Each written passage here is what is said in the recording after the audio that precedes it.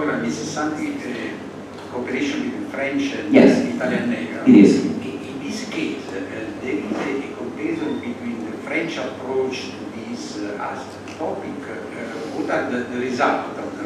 Are you measuring the difference? In case of difficult, I will ask to my colleague that works for the cooperation, for international cooperation. I think so. I can say we have a comparison with the French Navy, and we also cooperate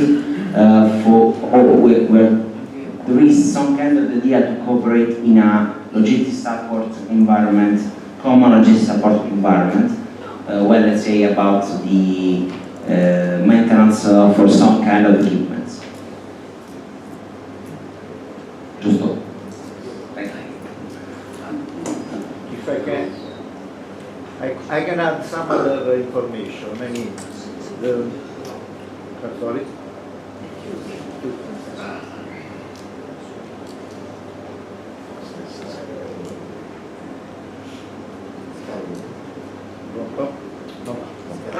Okay, I'll answer my... We can hear you.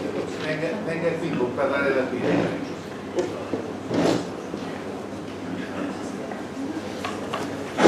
Ecco, funziona. Okay, FREM program is an OCCAR program, is a French-Italian cooperation, but logistics and design for logistics was national. So we have the same requirement, but developed in a different way.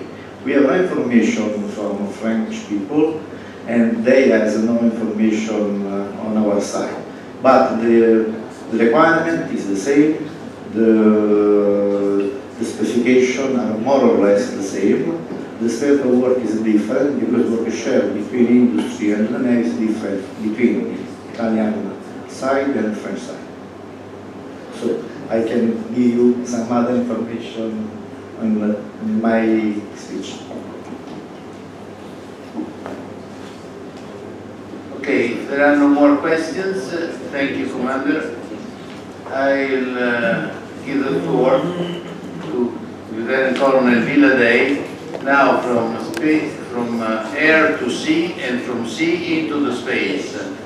Lieutenant Colonel Walter Villaday is was graduated in the Italian Air Force Academy, and he holds a master's degree in aerospace engineering and astronautics engineering.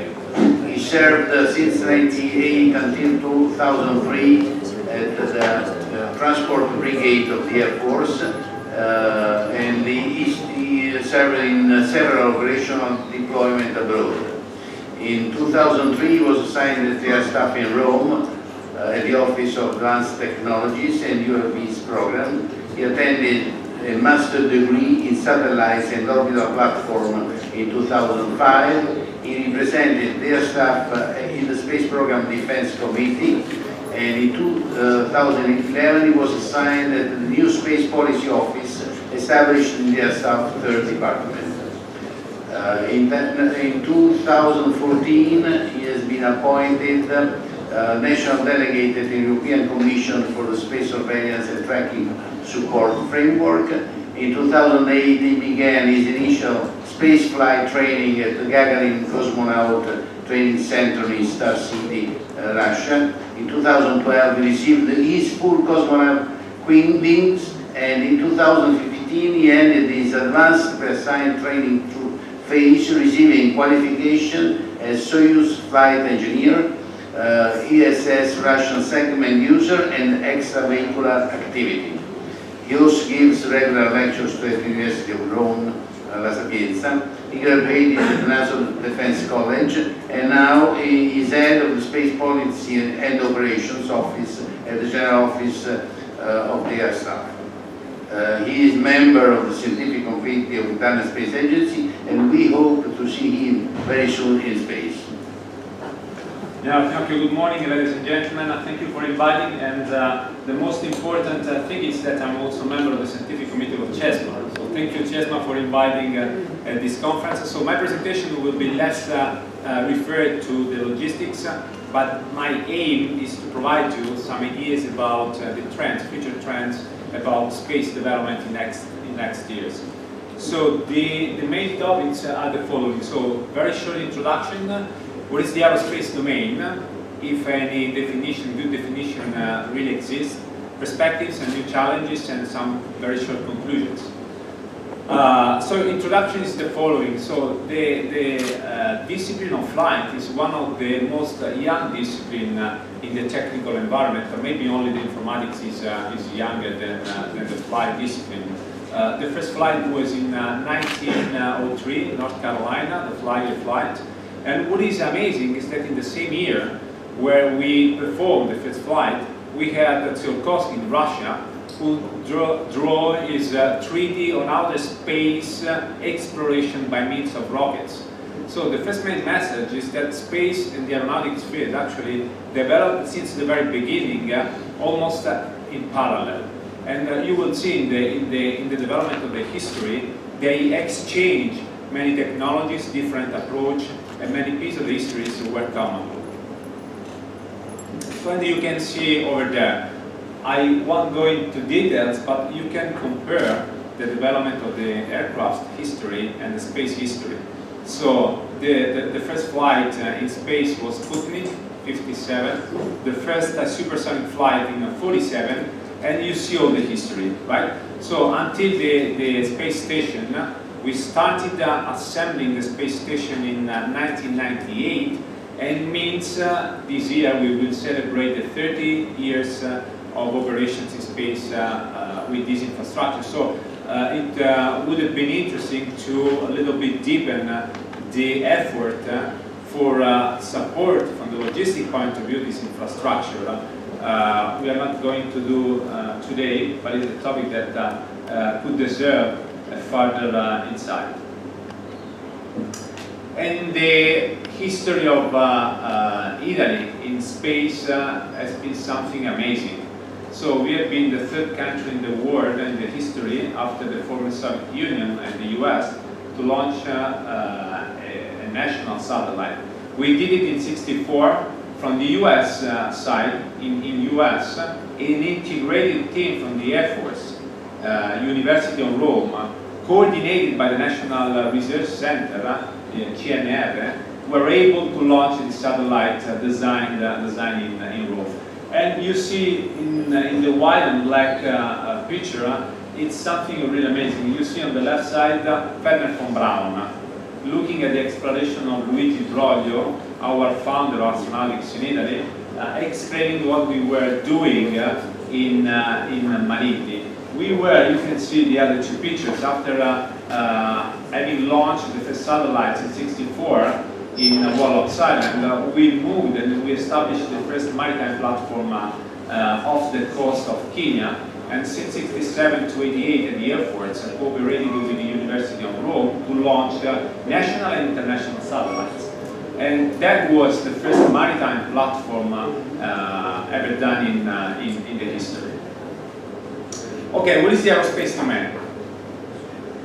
So, General at the beginning was saying that we have a good definition of logistics. We do not have a good definition of aerospace domain, right? If you look at, if you go into internet and you check in Google, you can find a list of different definitions, but there is no common view on that.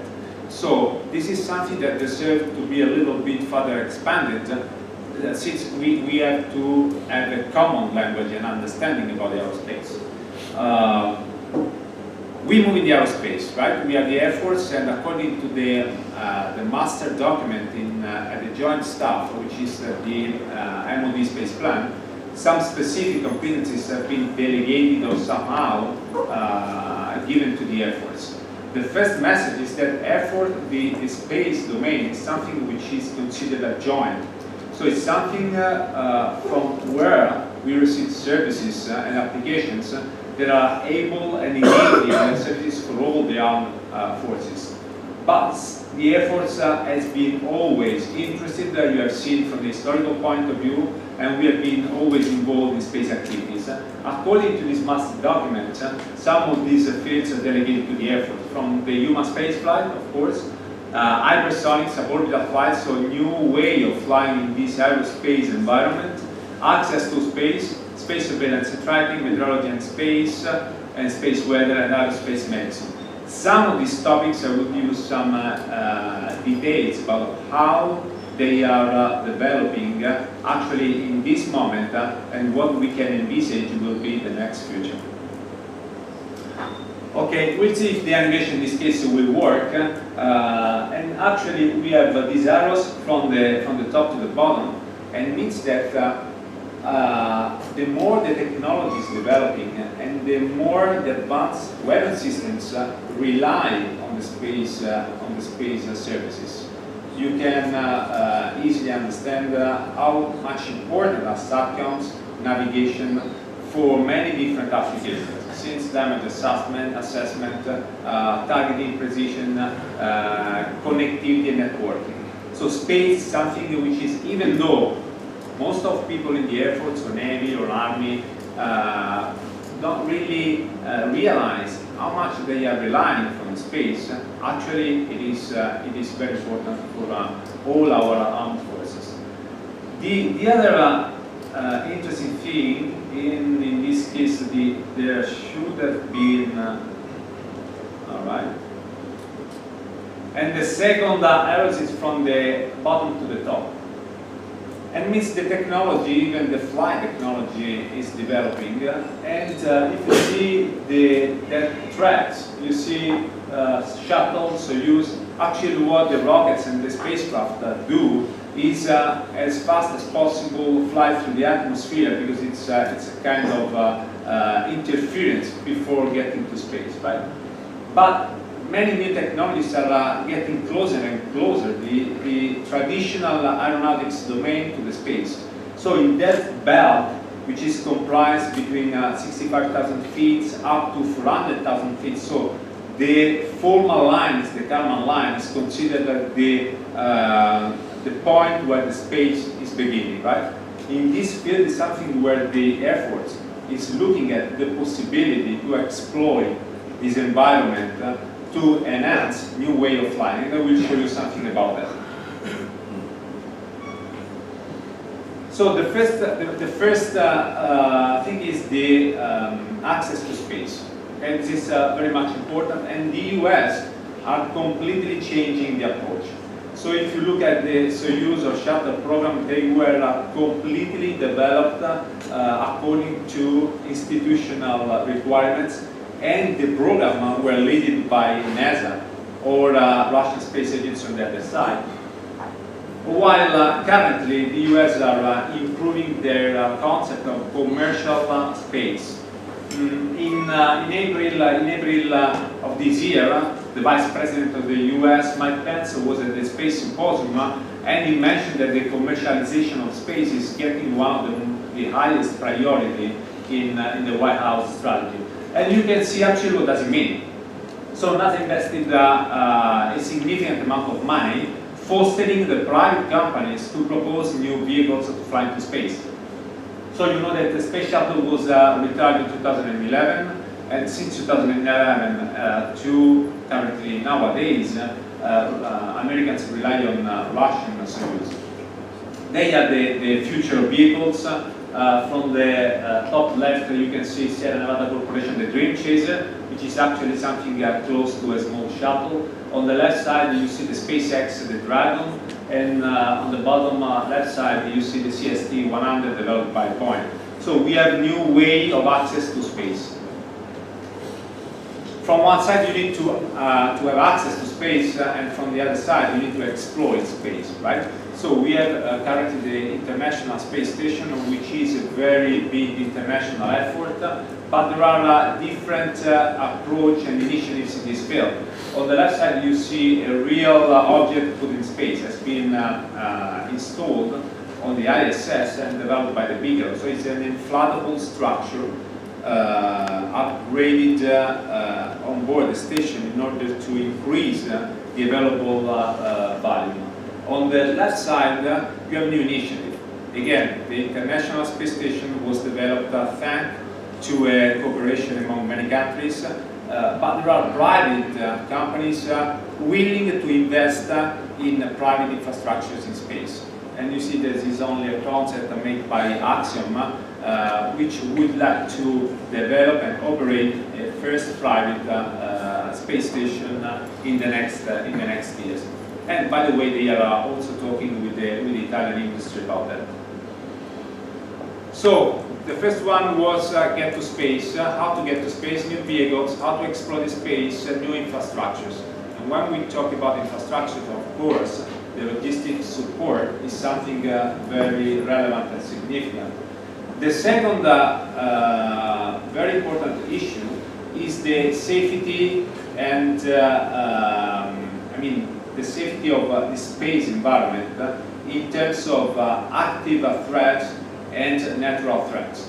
If you look at the environment, and many of you probably have seen a Gravity film of the movie, we have at least in specific orbits, which are the LEO orbits and the geostationary orbit, a kind of significant amount of debris and objects without any control, which are flying over there and can make a risk the satellites and the space infrastructures.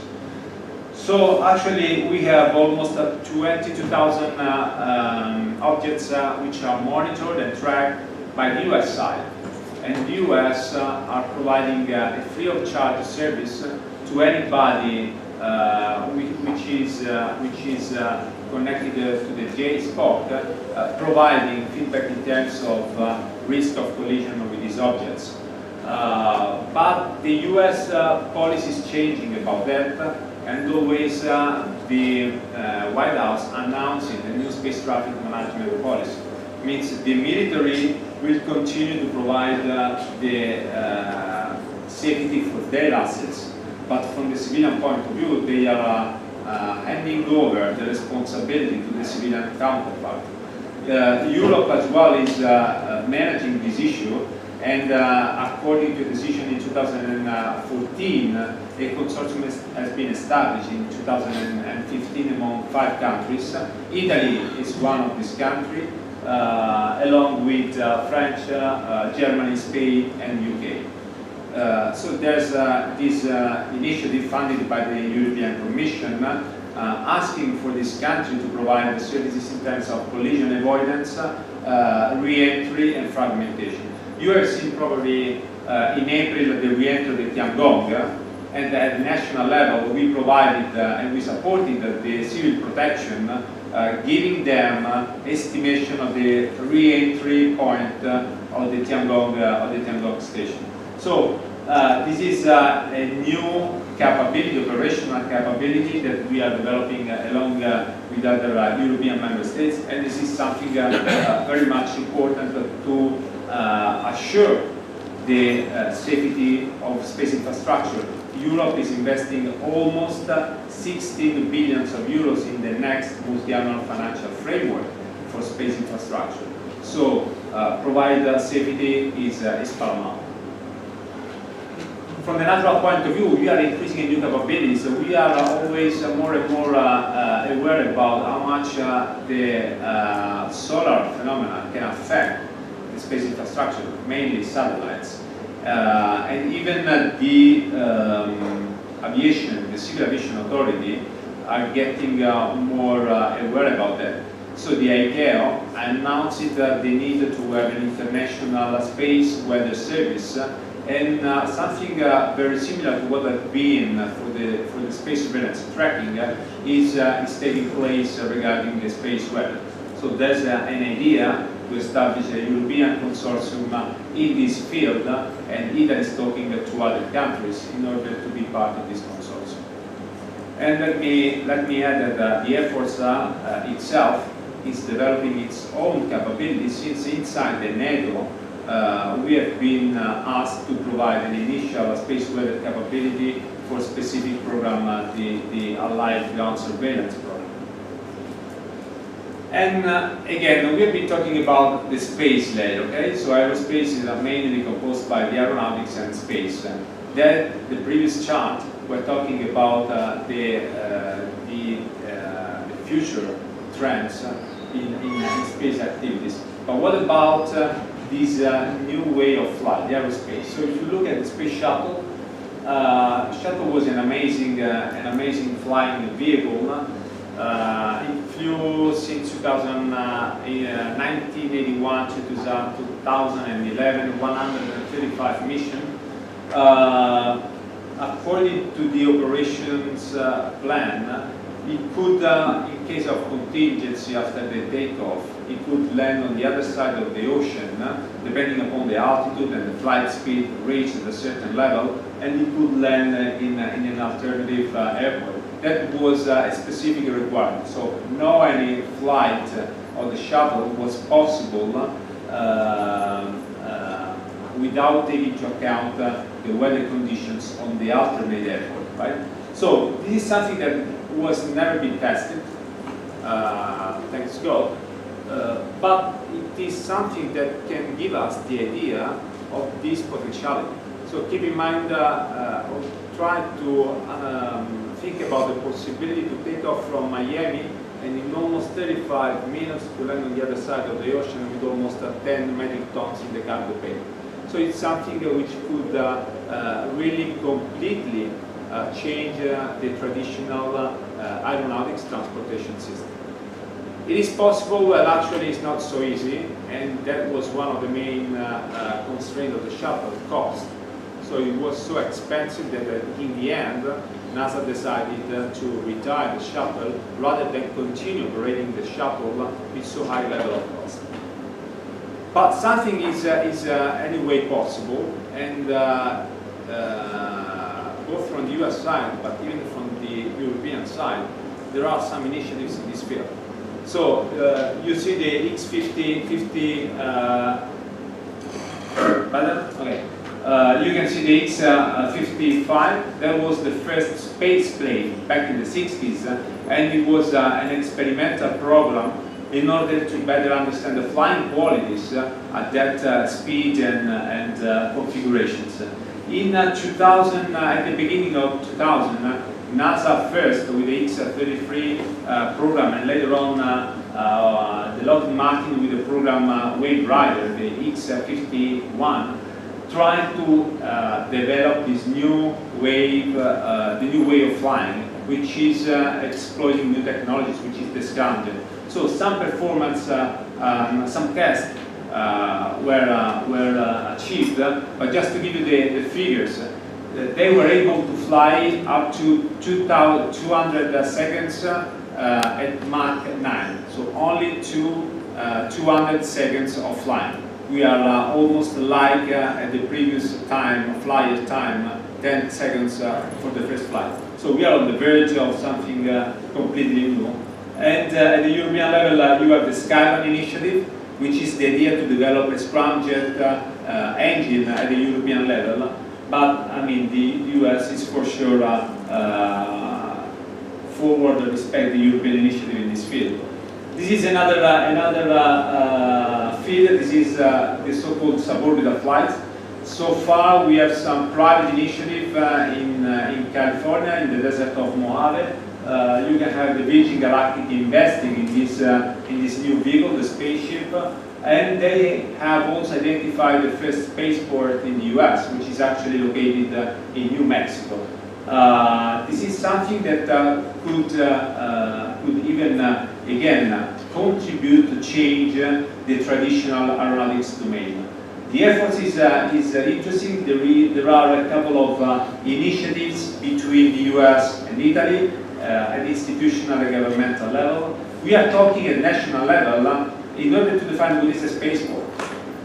What is this kind of vehicle which is not exactly an aircraft, but is not either a traditional aircraft. So which kind of airworthiness regulations they should be applied to this new vehicle. So it's something new and which could foster again the aerospace technology.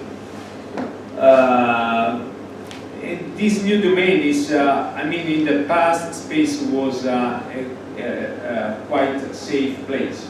Okay, it was a domain only from a couple of countries, mainly US, Russia, Europe, and that's it. Since the beginning 2000, China began a new player, and new one are in this new arena. India and private actors. So which kind of rules we should apply in this new domain? And mainly new applications. The technology development is getting possible new applications, even from the military perspective, more threatening. So we have to keep in mind that in the next coming years, space won't be any longer a very safe and quiet domain. And so these are conclusions, but not really are not conclusions, but only some remarks that I wish to share with you. So the first, from the military point of view, space is something that we are looking with carefully, not only because our weapon system relies from space services, but even because this domain is transforming. So we need to be aware about the new threats in space. To be able to be a main player, we need to have a vision and a strategy, not only from the military point of view, not only as MOD, but at the national level. And you know that the new government has been established at the national level and will be implemented in the next months. And investments and innovations are enablers, but the good ideas are as well important issues in this domain. And this concludes my presentation with a nice picture taken from the ISS of Italy, just at the sunset. So thank you very much. Have a good day.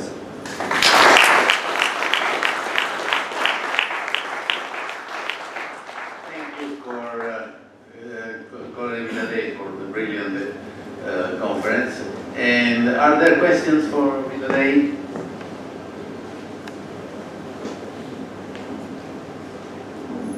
Okay, 3 questions. Okay. Alexander Nebulov, St. Petersburg, Russia. Thank you.